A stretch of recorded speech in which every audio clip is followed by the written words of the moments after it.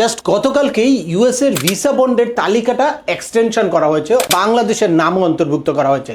তো এই ভিসা বন্ডের তালিকায় বাংলাদেশিদের নাম অন্তর্ভুক্ত করার ফলে বাংলাদেশি ভিসা প্রত্যাশীদের জন্য কি প্রভাব বয়ে আনবে বা কিভাবে এই ভিসা বন্ডটা কাজ করবে সেটাই আলোচনা করব আজকের এই ভিডিওতে। চলুন শুরু করা যাক। তার আগে বলে নিচ্ছি, যারা আমাদের চ্যানেলে নতুন বা আমাদের চ্যানেলটি এখনও সাবস্ক্রাইব করেনি, please hit the subscribe button. আর যারা অলরেডি সাবস্ক্রাইব করেছেন তাদেরকে অসংখ্য ধন্যবাদ।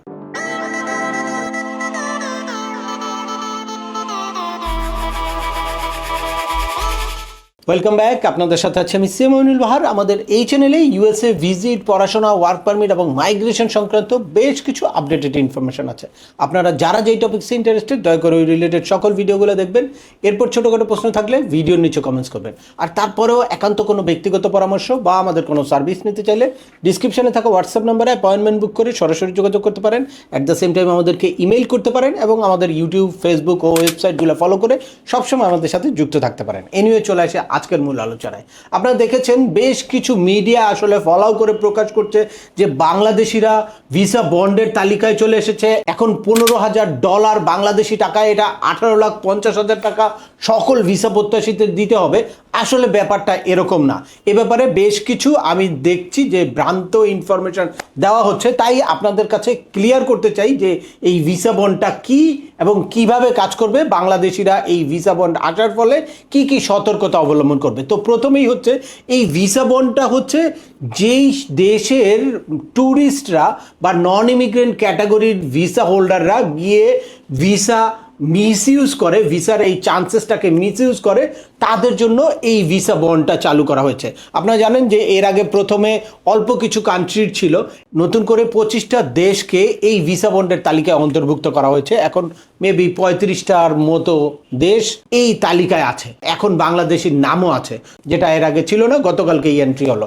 তবে আমার মনে হয় যে এটা নিয়ে খুব বেশি হতাশ হওয়ার কারণ নাই বা ফ্রাস্ট্রেটেড হওয়ার কারণ নাই। এইটা হচ্ছে মানে ভিসা অফিসারের একটা পাওয়ার। ভিসা অফিসার চাইলে এই ভিসা বন্ডটা নিতে পারবে আপনার কাছ থেকে। তো এটার কিছু পজিটিভ দিকও আছে। আমার কাছে মনে হয় যে যাদের অনেক সিরিয়াসলি, যেমন এই গতকালকেও আমার এরকম একজন অ্যাপ্লিকেন্ট ছিল যার বাবা একদম মৃত্যুসজ্জায়, তাকে দেখতে যাবে কিন্তু তাকে ভিসা দেওয়া হয় নাই। তো যদি এই ভিসা বন্ডটা বাংলাদেশিদের জন্য চালু থাকতো তাহলে সে কিন্তু ভিসা বন্ড দিয়ে তারপরে কিন্তু ইউএসএতে যেতে পারতো বা এই ভিসাটা নিতে পারতো। যেহেতু ভিসা বন্ডটা চালু নেই আর বাংলাদেশিরা যেহেতু রিস্ক জোনে আছে, বাংলাদেশিরা হিউজ পরিমাণে ভিসার মিসইউজ করে, দ্যাটস ওয়াই সে কিন্তু যেতে পারলো না বা তার ভিসাটা গ্রান্ট করলো না, যে সেও মনে হয় মিসগাইড করবে বা মিসইউজ করবে।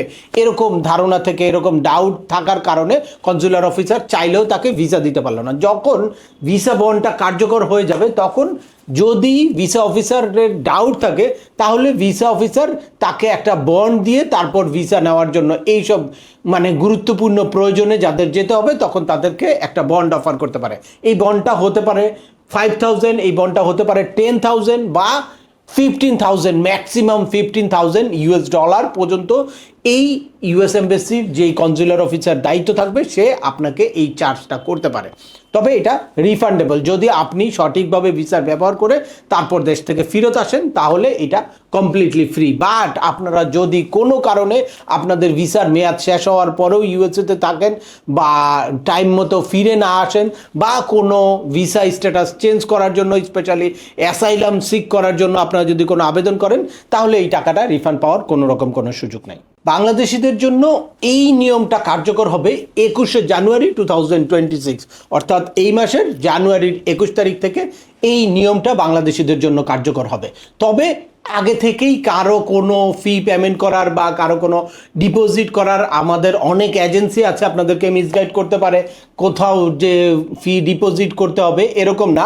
আপনি ভিসার ইন্টারভিউ দিবেন, ইন্টারভিউ দেওয়ার পরে কনসুলার অফিসার যদি বলে তখনই কিন্তু আপনার এই ফিটা পেমেন্ট করতে হবে। এই ভিসা বন্ডের আওতায় যারা ভিসা নিবে বা বন্ড দিয়ে যারা ভিসা নিবে তারা 3টা পোর্ট ইউএসএর ব্যবহার করতে পারবে। এর মধ্যে একটা বোস্টন এয়ারপোর্ট, একটা John F Kennedy airport New ইয়র্কে, আর একটা হচ্ছে ওয়াশিংটন এয়ারপোর্ট। তো এই 3টা এয়ারপোর্ট ইউজ করতে পারবে, এর বাইরে কোনো এয়ারপোর্ট ইউজ করতে পারবে না। আর এই ভিসা বন্ডের তালিকায় যেই দেশগুলো আছে, বাংলাদেশ, ভুটান, নেপাল, নাইজেরিয়া, কিউবা সহ আরও বেশ কিছু দেশ আছে। আমাদের ওয়েবসাইটে গিয়ে আপনারা ডিটেলস দেখতে পারেন। ওয়েবসাইটের লিঙ্কটা বা স্ক্রিনশটটা আমরা এখানে দেখিয়ে দিচ্ছি। ওয়েবসাইটে গিয়ে তারপর আপনারা ডিটেলস ইনফরমেশন দেখতে পারেন। এখন আসছি যে এই ভিসা বন্ড আসার কারণে আপনাদের কি করণীয় বা কি প্রভাব পড়বে। ভিসা বন্ড আসার কারণে আপনাদের আরও সতর্কতার সাথে ভিসা আবেদনটা করতে হবে বা ইন্টারভিউর প্রিপারেশনটা নিতে হবে। কারণ কনজুলার অফিসার যদি এখনও মনে করে যে আপনাকে কোনো রকম কোনো বন্ড ছাড়া ভিসা দিবে, তাহলে তারা কিন্তু বন্ড ছাড়াও আপনাকে ভিসা দিতে পারে। এইটা একটা অপশনাল, এটা পরীক্ষামূলক একটা প্রকল্প বা পাইলট প্রজেক্ট বলতে পারেন, যেখানে তারা চাচ্ছে যে সারা ওয়ার্ল্ডের যারা ট্যুরিস্ট বা যে কোনো প্রয়োজনে যাতে ইউএসএ ভিজিট করতে পারে, সে কারণে বিভিন্ন বন্ড তৈরি করে বা বিভিন্ন সিস্টেম ডেভেলপ করে ট্রাম্প প্রশাসন কিন্তু চাচ্ছে যে তাদেরকে ভিসা দেওয়ার জন্য। তো আপনারা যদি সঠিকভাবে প্রিপারেশন নেন, সঠিকভাবে DS-160 ফিল আউট করেন বা সঠিকভাবে ইন্টারভিউর প্রিপারেশন নেন, তাহলে 21শে জানুয়ারির পরেও আপনাদের কিন্তু ভিসা বন্ড ছাড়া, কোনো রকম কোনো বন্ড ছাড়াও ভিসা হতে পারে। সে কারণে এখন আপনাদের বাড়তি কিছু সতর্কতা নিতে হবে এবং সঠিকভাবে ভিসার জন্য আবেদন করতে হবে। এক্ষেত্রে আমার হিউজ ইনফরমেটিভ ভিডিও আছে, DS-160 ফিল আউট করা, ইন্টারভিউর প্রিপারেশন এবং কনজুলার অফিসার আপনি ইন্টারভিউর আগেই কোন কোন জিনিসগুলো রিভিউ করে, কিভাবে কনজুলার অফিসার ভিসার ডিসিশনটা নেয়, এই ভিডিওগুলো সব দেখে সঠিকভাবে DS-160 ফিল আউট করে এবং ইন্টারভিউর সঠিক প্রিপারেশন নিয়ে তারপর আপনারা যদি ভিসার জন্য যান, তাহলে বন্ড ছাড়াও কিন্তু আপনাদের ভিসা হতে পারে। বা বন্ড দিলেও এটা যেহেতু 5,000, 10,000, 15,000 পর্যন্ত আছে, এটা মিনিমাম ক্যাটাগরিতে আপনারা রাখতে পারবেন। তাই আপনাদের এখন থেকে ইউএস ভিসা আবেদনের ক্ষেত্রে নতুন করে বাড়তি কিছু সতর্কতা অবশ্যই নিতে হবে এবং সঠিকভাবে আপনাদের ভিসার আবেদনটা করতে হবে। তো আজকের ভিডিওটা দীর্ঘায়িত করছি না, আশা করি এই ভিডিও থেকে ভিসা বন্ড নিয়ে আপনাদের যত রকম প্রশ্ন ছিল সকল প্রশ্নের আনসার পেয়ে গেছেন। তারপরেও আপনাদের যদি এই সংক্রান্ত কোনো রকম কোনো প্রশ্ন থাকে, অবশ্যই আমাকে কমেন্টস করে জানাবেন। আর ভিডিওটি ভালো লাগলে বা তথ্যবহুল মনে হলে লাইক দিয়ে আপনার বন্ধুদের মাঝে শেয়ার করে দিবেন, যাদের এই ইনফরমেশনগুলো অত্যন্ত প্রয়োজন। আবার দেখা হবে নতুন কোনো গুরুত্বপূর্ণ টপিকস নিয়ে। সে পর্যন্ত সবাই ভালো থাকবেন, সুস্থ থাকবেন এবং আমাদের চ্যানেলের সাথেই থাকবেন। আল্লাহ হাফেজ।